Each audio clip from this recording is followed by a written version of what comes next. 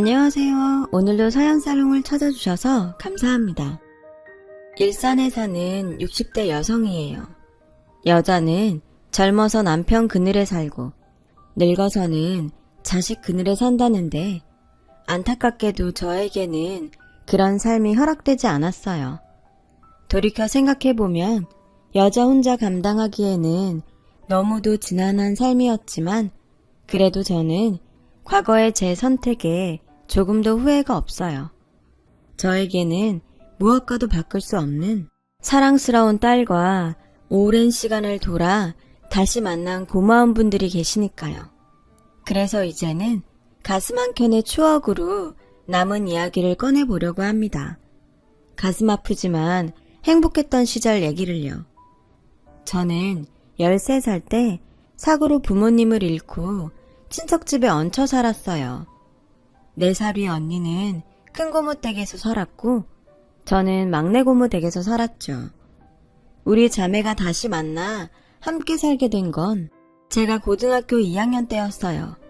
고등학교를 졸업하고 직장 생활을 하던 언니가 저를 데리러 왔거든요. 이젠 나도 돈을 버니까 단칸방이라도 얻어서 우리 둘이 살 수 있어. 언니는 저와 헤어지던 날 꼭 데리러 오겠다는 약속을 지키기 위해 그동안 열심히 돈을 모았더라고요. 거기에 큰 고모 내외가 돈을 보태주셔서 사글세 방을 얻을 수 있었죠. 그렇게 우리 자매는 헤어진 지 5년 만에 함께 살게 되었어요. 얼마 안 되는 언니 월급으로 월세를 내고 생활비에 제 등록금까지 내려니 늘 쪼들리는 생활이었죠. 그래도 남의 눈치 안 보고 우리 자매가 함께 살 수 있는 것만으로도 더는 바랄 게 없었어요. 저는 얼른 졸업해서 취직을 해야겠다는 일념으로 하루하루를 버텼죠. 그리고 드디어 상고를 졸업하고 작은 무역회사에 격리로 취직을 했어요. 요즘과는 달리 당시의 격리는 사무실에 허드렛 일을 도맡아 해야 했어요.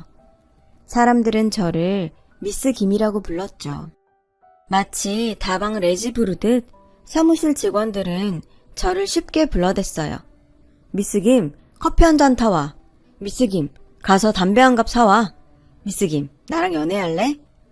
사소한 심부름부터 시sap지 않은 농담까지 들어가며 일을 해야 했지만 그래도 제 손으로 돈을 벌 수 있어서 그렇게 좋더라고요. 비록 적은 돈이지만 저축도 하면서 미래에 대한 계획도 세울 수 있었고요. 그렇게 모든 일이 물 흘러가듯 순조롭게 진행되던 어느 날이었어요. 은행에서 직원들 월급을 출금해 오던 길이었는데 차도를 달리던 오토바이가 인도로 올라서더니 글쎄 제 공금 가방을 채가지 뭐예요. 순식간에 일어난 일이라 반항도 못하고 가방을 뺏긴 저는 그저 소매치기야! 소리만 질렀어요. 그때였죠.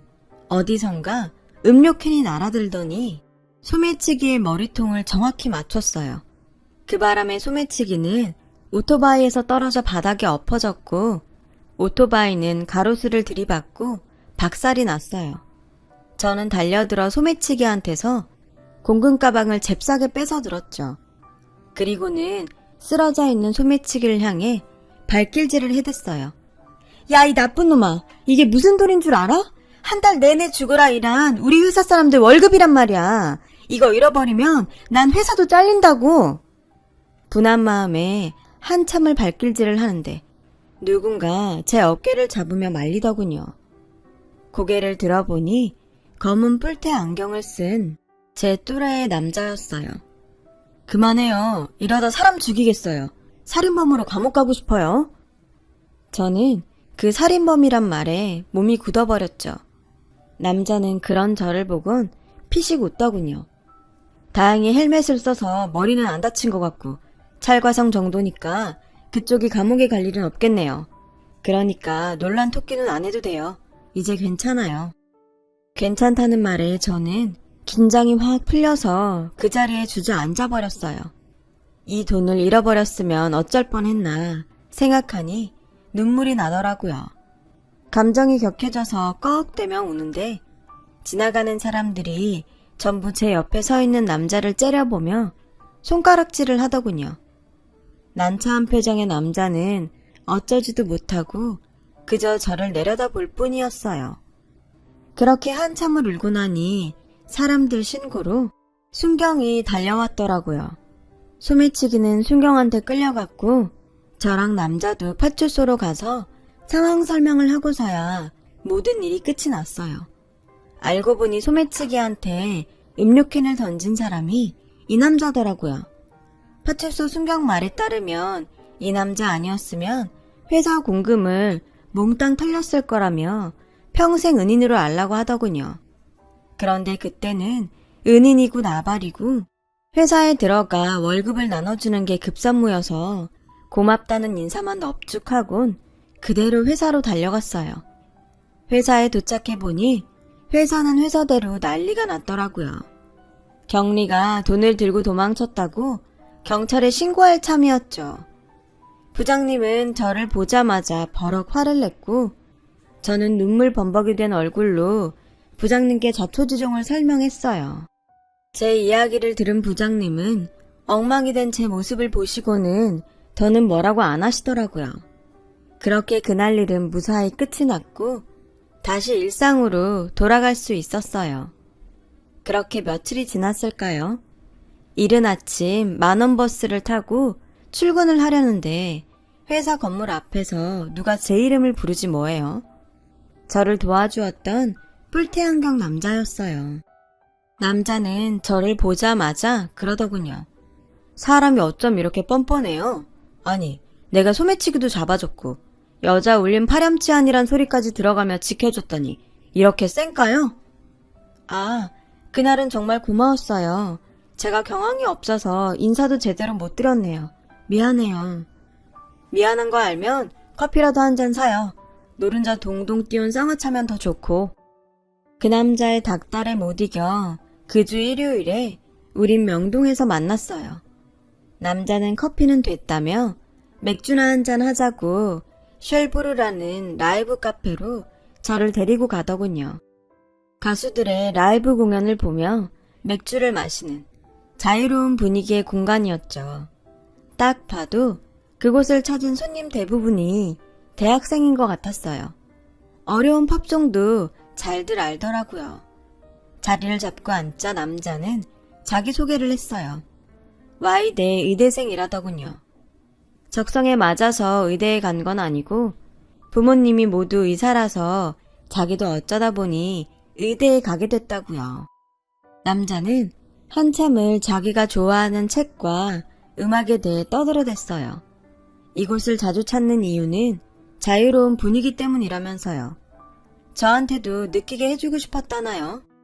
그곳에 모인 사람들 모두가 통기타와 맥주, 청바지 문화에 자연스럽게 녹아들었지만 저는 그러지 못했어요. 괜히 몸에 안 맞는 남의 옷을 빌려 입은 것처럼 불편하더라고요. 난생 처음 맛본 맥주에 취했는지 아니면 부모 잘 만나 청춘을 즐기는 대학생들한테 셈이 나서 그랬는지 모르겠지만 불쑥 화가 났어요.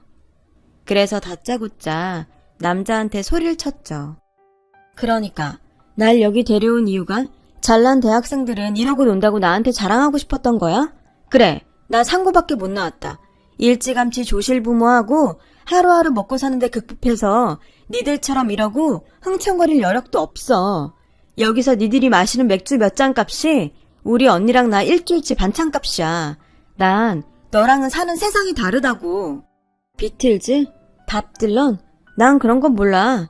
그러니까 나 같은 애 앞에서 잘난 척 말고 네 친구들 앞에서나 잘난 척해.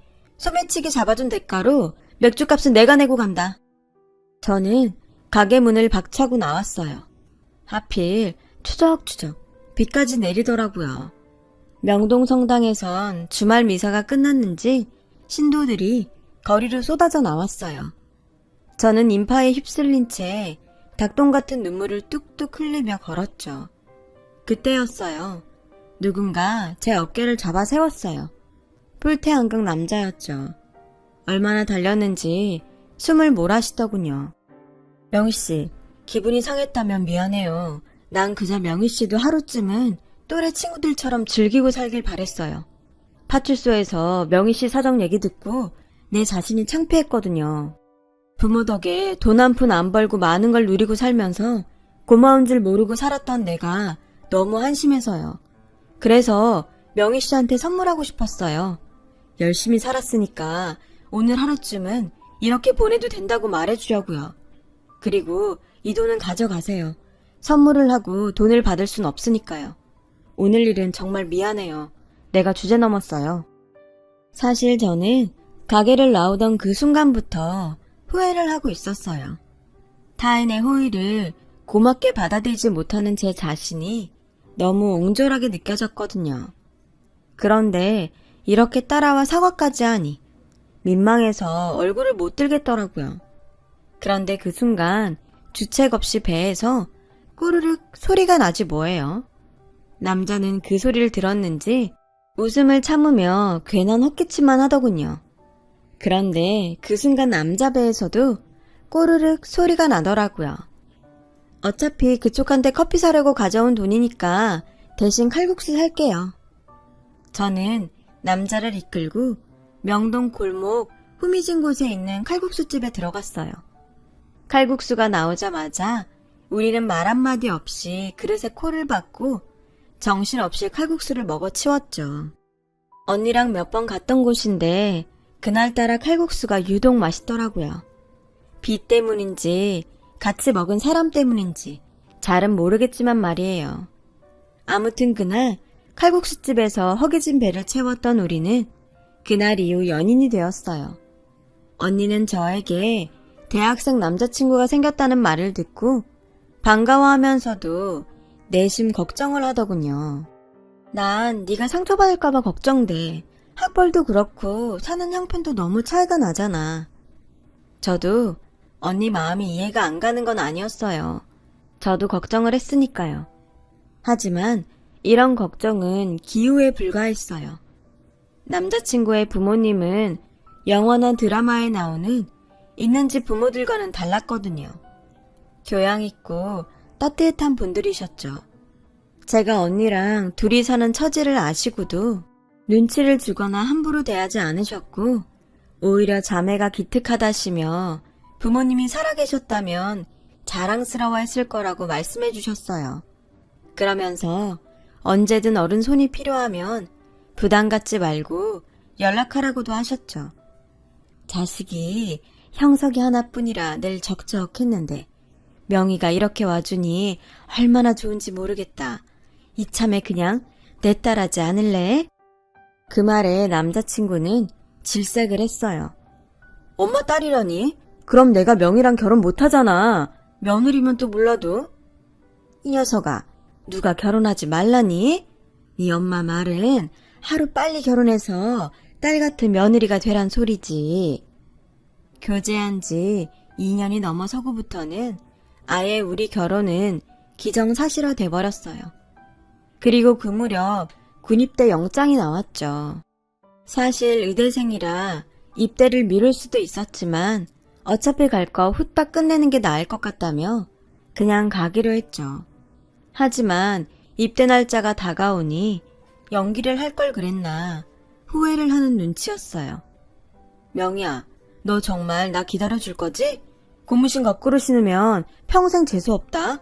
그러니까 나 꼭 기다려야 돼.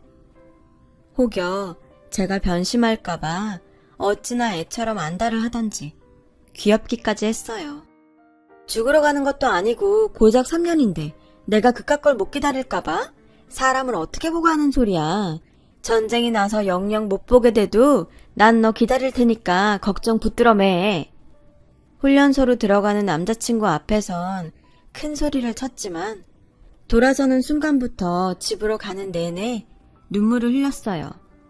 다시 못 보는 것도 아닌데 그렇게 가슴이 찢어지는 것처럼 아프더라고요. 아마도 비극적인 사건을 예견했던 모양이었나 봐요. 남자친구가 훈련소에 들어가고 2주 정도 지난 어느 날이었어요. 회사로 저를 찾는 전화가 왔어요. 남자친구 아버님이었죠. 훈련 중에 사고가 났는데 남자친구가 다쳤다는 거예요. 그 길로 저는 조퇴를 하고 남자친구 부모님과 함께 군 병원으로 달려갔어요. 듣기로는 훈련 중에 넘어지면서 강목에 박혀있던 못에 다리를 다쳤다는데 병실에 들어가 보니 다리를 다쳤다는 사람이 숨도 제대로 못 쉬고 있더라고요. 아버님은 군병원 의사한테 상태 설명을 들으러 나가셨고 어머님은 다 죽어가는 아들을 보자 오열을 하셨어요. 저 역시 아무 말도 못하고 눈물만 흘릴 뿐이었죠. 그 와중에도 남자친구는 어머님과 제가 걱정할까봐 희미하게 웃어 보이더군요. 그 모습에 억장이 무너지는 것 같았어요. 상담을 마치고 들어오신 아버님은 상태를 설명해 주셨어요. 녹슨못이 뒤꿈치에 박혔는데 적절한 치료를 못 받고 해열제 처방으로 버틴 탓에 파상풍과 폐혈증까지 와서 오늘을 버티기 힘들 것 같다고 하셨죠. 그 말에 어머님은 주저앉으셨어요. 저 역시 온전히 서 있기가 힘들었고요. 하지만 생떼 같은 아들을 잃게 생긴 남자친구 부모님 앞에서 제 아픔이 비교나 되겠어요? 그래서 한 발 뒤에서 눈물만 흘리고 있을 뿐이었죠. 그날 남자친구 부모님과 저는 병실에서 남자친구의 마지막을 지켰어요. 죽기 전 남자친구는 부모님께 저를 부탁한다는 말을 남겼죠. 그리곤 새벽녘 세상을 떠나고 말았어요. 저는 그렇게 첫사랑과 이별을 했어요. 장례를 치르는 내내 저는 남자친구의 영정을 지켰어요. 그리고 49째 날 남자친구 어머님이 제게 그러시더군요. 명희야, 우리한테 넌 딸이나 친배 없어. 그래서 하는 말이니 잘 들어주렴. 이제 형석이 있고 좋은 남자 만나 사랑받고 살아. 더는 우리 찾지 말고. 알겠니? 널 위해서라도 우리가 널 보내는 게 맞는 것 같다. 언니랑 꿋꿋하게 잘 살아야 한다. 남자친구를 떠나보내고 49일 만에 저는 그의 부모님과도 이별을 했어요. 이제는 다시 예전으로 돌아가야 했지만 사탕의 달콤함을 알아버린 아이에게 사탕이 없는 세상이 너무도 잔인한 것처럼 제게도 형석 씨가 없는 인생은 너무도 잔혹했어요. 그래서 나도 이대로 형석 씨를 따라 갈까도 생각했었죠. 그럴 때마다 언니는 제 마음을 붙잡아 주려고 노력했어요. 어르고 달래고 때로는 정신 차리라고 제 뺨을 치기도 했죠. 하지만 순간뿐이었어요. 우리가 함께 거닐었던 명동거리와 처음 데이트를 했던 셜브루, 그리고 칼국수집 앞을 지날 때면 어김없이 가슴 한켠이 시려우면서 인생이 공허하게 느껴졌거든요. 그런데 이런 제게 살아야 할 이유가 생겨버렸어요. 제가 임신을 한 거예요. 그동안 넋을 놓고 산 탓에 생리가 끊긴 것도 모르고 있었는데 아침에 밥 짓는 냄새를 맡으니 구역질이 나지 뭐예요. 그런 저를 보고 주인집 아줌마가 누가 보면 꼭 처녀가 임신한 줄 알겠다며 혀를 차셨죠. 생각해보니 남자친구가 입대하기 전 하룻밤을 보냈던 기억이 나더군요. 너무 당황스럽고 막막해서 어떻게 해야 할지 모르겠더라고요. 며칠을 끙끙거리다 결국 언니한테 이 사실을 알렸어요. 언니는 당장 병원에 가자고 하더군요. 그렇게 언니 손에 끌려 병원에 갔는데 임신이 맞더라고요. 3개월 정도 됐다고 하니 그날 임신이 된 게 확실했어요. 언니는 남자도 이미 죽고 없는데 애는 낳아서 뭐하냐고 지우자고 했지만 그렇게는 못하겠더라고요. 이 아이라도 품고 있어야 제가 살 수 있을 것 같았거든요. 그게 무슨 소리야. 처녀가 애를 낳아서 뭘 어쩌겠다고. 부모 없이 자라서 몸뚱아리 함부로 골렸다는 소리밖에 더 들어? 죽은 남자 애 때문에 네 인생 망칠 거야? 명희야, 이번만큼은 제발 언니 말 들어. 제발 네 인생을 좀 생각하라고. 언니의 필사적인 만류에도 불구하고 저는 아이를 낳기로 결심했어요. 회사에는 비밀로 하고 다녔고요. 하지만 7개월을 넘어가면서 배가 많이 불렀고 결국 얼마 뒤 회사를 그만두게 되었어요. 그 후로는 동네 아주머니들과 함께 집에서 할 수 있는 부업을 했어요. 봉투를 붙이고 양말을 포장하고 인형 눈을 붙이는 일도 했죠. 출산을 반대하던 언니는 결국 제 편이 되어주었어요. 세상의 가족이라고는 너랑 나뿐인데 나마저 널 버리면 우리 명이 가여워서 어떡해? 그러니 나라도 네 편 해야지. 그래, 이렇게 된 거 낳자. 낳아서 언니랑 같이 키우자. 지금보다 더 어려운 상황도 지나왔는데 이 일 정도 못 견디겠니? 그러니까 넌 잘 먹고 좋은 생각만 해. 철없는 동생 때문에 언니는 또다시 처녀 가장이 되고 말았어요. 그렇게 시간은 흘러 저는 출산을 했어요. 눈에 넣어도 아프지 않을 딸이었죠. 다른 산모들은 친정 엄마가 찾아와 옆에서 돌봐주었는데 저는 언니가 회사에 휴가를 내고 저를 돌봐주었죠. 퇴원을 한 후엔 주인집 아주머니가 많이 도와주셨어요. 말로는 처녀가 애를 낳았다고 뭐라고 하셨지만 그래도 끼니마다 잊지 않고 미역국을 챙겨주셨죠. 기저귀를 빨려고 수도가에 앉을 낳치면 소리를 고래고래 지르시면서 저를 방으로 들여보내곤 대신 빨아주셨고요. 몸을 추스르고 다시 직장에 나가게 되었을 땐 동네 아주머니들이 번갈아가며 딸아이를 봐주셨어요. 한 아이를 온 동네가 함께 키우는 셈이었죠. 제 딸은 온 동네에 여러 엄마를 두고 무럭무럭 자랄 수 있었어요. 딸아이가 유치원에 들어갈 무렵 언니가 결혼을 했어요.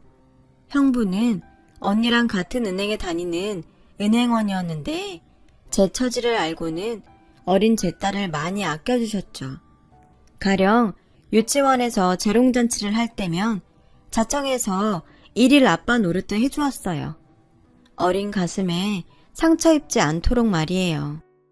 딸아이가 초등학교에 들어갈 무렵 회사를 그만둔 저는 동네에 작은 옷가게를 차렸어요. 아이를 키우며 살자니 아무래도 업무 시간이 정해진 회사보다는 시간 활용이 용이한 장사를 하는 게 나을 것 같았거든요. 처음엔 사입을 하는 요령이 없어서 재고를 많이 떠안았지만 시간이 지나자 요령도 생겨서 꽤 수입이 좋았어요. 첫 애를 낳고 회사를 그만둔 언니가 종종 가게를 봐준 덕분에 딸아이 교내 학부모 활동에도 지장 없이 참여할 수 있었고요. 비록 반쪽뿐인 부모였지만 남들만큼 먹이고 입히고 가르치며 키웠어요. 다행히 딸아이도 잘 자라주었고요. 그런데 대학 진학을 앞둔 딸아이가 느닷없이 간호학과에 가겠다고 하지 않겠어요? 의대가 아니라 간호학과에 간다고? 어릴 때부터 의사가 되겠다고 노래를 부르더니 갑자기 왜 바뀐 거야? 딸애는 아무래도 성적이 안 될 것 같다며 성적에 맞춰 간호학과에 가겠다고 하더군요.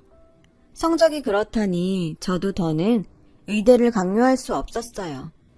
생각 같아선 재수를 시켜서라도 의대에 보내고 싶었지만 딸애가 재수는 죽어도 싫다고 뻗대는 통에 할 수 없이 딸의 뜻대로 간호학과에 보내게 되었죠. 딸애는 실습도 많고 공부할 것도 많아 그런지 대학에 입학하고는 얼굴이 반쪽이 되었어요. 그래도 적성에 잘 맞는지 힘들다는 말 한 번 안 하고 잘 버티더군요. 그런 딸을 보며 속으로 피는 못 속인다고 생각했어요. 그렇게 4년간의 대학 생활을 마친 딸은 꽤 규모 있는 대형 병원에 취직을 했어요. 한 1년간은 얼마나 바쁘게 지내던지 같이 밥 먹을 시간도 없을 정도였죠.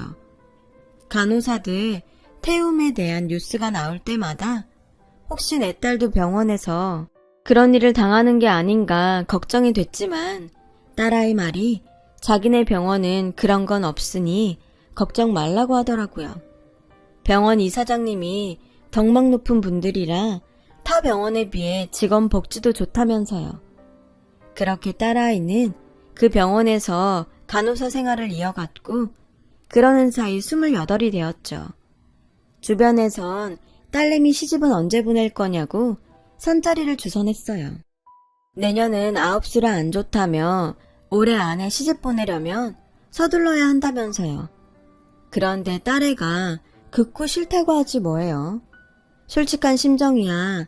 하나밖에 없는 딸 가능하다면 평생 데리고 살고 싶지만 딸의 인생을 생각하면 하루빨리 짝지어주는 게 도리라고 생각한 저는 딸애를 설득하러 병원으로 찾아갔어요.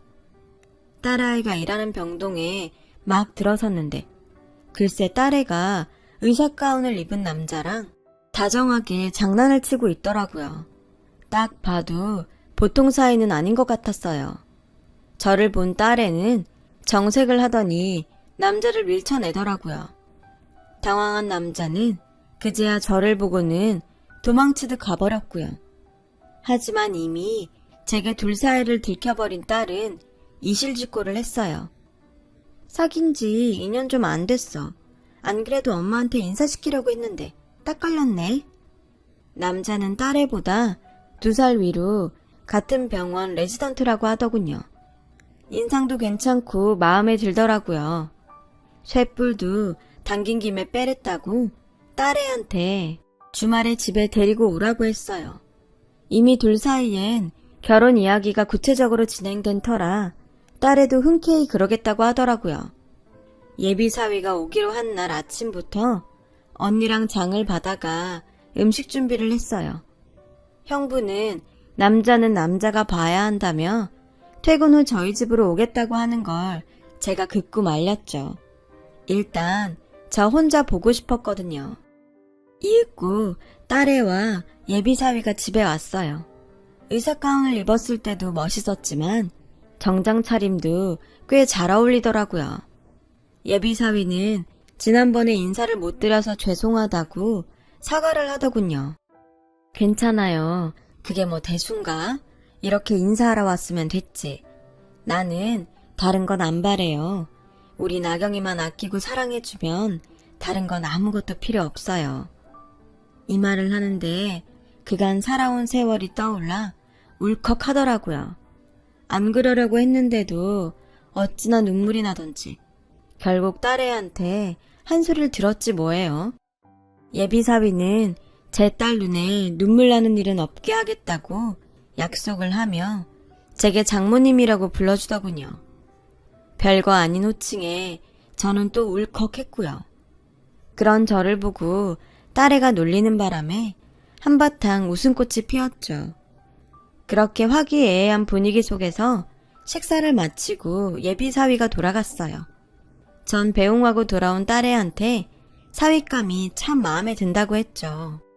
그랬더니 딸애가 걱정스러운 표정으로 그러더라고요. 근데 시부모님이 만만치 않은 분들이라 솔직히 걱정이야. 외아들이라서 부모님 기대가 크시거든. 게다가 의사 아들인데 왜 안 그렇겠어? 혼수 때문이라면 걱정하지 마. 엄마가 달러빚을 내서라도 혼수는 제대로 해줄 테니까. 그러니까 넌 아무 걱정하지 마. 말은 그렇게 했지만 의사사위였는데 어지간한 혼수로 될까 싶었어요. 아니나 다를까 얼마 뒤 남자 쪽 엄마가 병원으로 제 딸을 찾아왔다더라고요. 환자들이 다 보는 앞에서 간호사 주제에 언감생심 의사 아들 넘보냐며 당장 자기 아들한테서 떨어지라고 난리를 치고 간 모양이었어요. 딸애가 울먹이며 병원에서 있었던 일을 말하는데 이야기를 듣는 내내 가슴이 찢어지는 것 같았어요. 모든 게 다 제 탓인 것만 같았거든요. 엄마, 나 그때 그냥 의대 갈 걸 그랬어. 학비 때문에 포기하지 말 걸 그랬나 봐. 그랬으면 이런 꼴은 안 당했을 텐데. 그간 저는 딸애가 성적이 안 돼서 의대를 포기한 줄로만 알았는데 얘기를 들어보니 의대 학비가 너무 비싸서 미안한 마음에 지레 포기했던 모양이더라고요. 제가 너무 몰랐던 거예요. 다른 집 엄마들처럼 똑똑했더라면 어떻게든 딸애를 의대에 보냈을 텐데 이 엄마가 무식해서 딸애의 미래를 망친 것 같았어요. 그 일이 있고 얼마 뒤 뜻밖의 손님이 제 가게로 찾아왔더라고요. 우리 아들이 하도 부탁을 해서 일단 만나보고 얘기라도 할까 해서 왔습니다. 나 재민이 엄마예요. 예비 안사돈이었어요. 예비 안사돈은 빚쟁이한테 빚 받으러 온 사람처럼 가게를 살피더니 언짢은 표정으로 그러더군요. 동네 구멍가게 수준인데 혼수는 제대로 해올 수 있겠어요? 하나뿐인 딸인데 최대한 맞춰보도록 하겠습니다.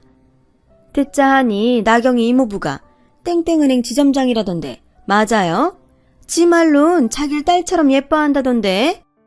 그렇긴 합니다만 그게 우리의 결혼이랑 무슨 상관이 있죠? 예비 안사돈은 제 물음엔 대꾸도 않고는 애들이 그렇게 원하니 결혼 문제는 생각해보겠다고 하고는 갔어요. 죽어도 안 된다던 사람이 갑자기 태도를 바꾼 게 마음에 걸렸어요. 그런데 아니나 다를까 며칠 뒤 언니한테 전화가 왔더라고요. 안사돈이 형부를 찾아왔더라고 했어요. 결혼을 허락해 줄 테니 거액을 대출해 달라고 했다더군요. 형부가 담보도 약하고 신용 등급도 안 좋아서 대출은 어렵겠다고 했더니 조카딸 의사 남편 얻는데 그 정도도 못 해주냐며 성질을 내고 갔다고요. 언니한테 그 말을 듣는데 어찌나 얼굴이 화끈거리던지 창피해서 혼났어요. 당장 형부한테 전화해서 죄송하다고 사과를 했죠. 그랬더니 오히려 형부는 제 딸 걱정을 하더라고요. 그깟 대출 나도 해주고 싶지만 그게 담보도 그렇고 어지간해야 말이지. 그나저나 대출 안 해준다고 나경이 찾아가서 해코지라도 하면 어떡하지? 형부 말을 듣고 보니 지난번 병원으로 찾아와 딸애를 망신 준 일이 떠올랐어요. 그깟 결혼 안 하면 그만이지만 우리 딸 가슴에 못 박는 건 참을 수 없었어요. 그래서 딸애한테 전화를 했어요. 혹시 안사돈이 찾아오지 않았냐고요. 그런데 마침 그때 수화기 너머에서 카랑카랑한 그 여자 목소리가 들리지 뭐예요. 순간 눈이 뒤집힌 저는 그 길로 딸애가 일하는 병원으로 달려갔어요. 그런데 그곳에서 제가 마주한 상황은 제 예상과는 전혀 다른 모습이었어요. 아나무인이던 예비 안사돈이 제 딸의 앞에서 벌벌 떨며 고개를 숙이고 있지 뭐예요. 다가가서 보니 제 딸 옆에는 백발이 성한 노부부가 서 있더라고요. 예비 안사돈의 사과에도 불구하고 노부인은 호통을 쳤어요. 의사 아들 둔 게 무슨 벼슬입니까? 의사 면허 앞세워 한미천 챙기고 싶은 거라면 당신 아들 데리고 당장 내 병원에서 나가세요. 우린 그딴 의사 필요 없습니다. 그리고 똑똑히 알아두세요. 한 번만 더 환자들 보는 앞에서 내 병원 간호사한테 함부로 했다가는 내가 당신 형사고발할 겁니다. 아셨습니까? 예비 안사돈은 고개를 조아리며 연신 사과를 했어요. 그런데 그 노부부의 모습이 왠지 낯이 익더라고요. 많이 늙긴 하셨지만 알 수 있었죠. 형석 씨 부모님이었거든요. 어머님! 저는 눈물을 글썽이며 다가갔어요. 제 목소리를 들은 노부부는 잠시 저를 쳐다보시더니 이내 알아보시더군요. 명희야. 어머님은 절 끌어안고는 울먹이셨어요. 그동안 어떻게 지냈냐며 아무리 찾지 말라고 했기로서니 어쩜 연락 한 번 없었냐고 서운해하시더군요. 네가 병원에 무슨 일이냐? 혹시 너 어디 아픈 거니? 그런 거야? 아니요. 딸아이가 이 병원에서 간호사로 일해요. 나경아, 이리 와서 인사드려. 내 친할머니, 친할아버지죠. 제가 딸애를 소개하자 두 분은 깜짝 놀라셨어요. 그리곤 나경의 얼굴을 살피시더니 이내 눈에 눈물이 고이셨죠. 어머님은 제 딸의 얼굴을 어루만지시며 어째 자꾸 눈이 가더라고. 그래서 저 여자한테 당하고 있는 걸 그냥 지나칠 수 없었다고 하셨어요. 그랬는데 당신 손녀라니 놀랄 수밖에요. 형석이랑 눈이 뚝 닮았구나. 손녀딸이 지척에 있었는데 이 할미가 못 알아봐서 미안하다. 제 딸애가 병원 이사장 손녀라는 사실에 사람들은 놀라는 표정이었어요. 그리고 누구보다 놀란 사람은 바로 예비 안사돈이었죠. 그날 이후 우리 모녀에게는 많은 변화가 있었어요. 딸아이는 28년 만에 아빠의 호적 밑으로 들어갔고 저에게는 세상 가장 큰 빽인 부모님이 생겼으니까요. 오래전 내 딸로 살자던 어머님 말씀이 수십 년이 지나서야 실현이 된 거예요. 뒤늦게 완성된 우리 가족은 비록 짧은 기간이었지만 서로 애틋한 시간을 보낼 수 있었어요. 그러고 보니 이게 벌써 10년도 더 지난 일이네요. 현재 시부모님께서는 두 분 모두 세상을 떠나시고 안 계세요. 살아계시는 동안 그동안 못해드린 생신상과 자식 노릇을 해드릴 수 있어서 얼마나 다행이었는지 몰라요. 적어도 가슴에 한은 안 남을 테니까요. 시부모님도 오랜 시간 적막한 집안에서 두 분만 계시다가 하루아침에 손녀딸과 며느리가 들어와 북적이니 매일 살맛이 난다고 하셨더랬죠. 조금 더 오래 사셨더라면 좋았을 텐데. 현재 병원은 두 분의 유언에 따라 제 딸이 이사장직을 맡고 있어요.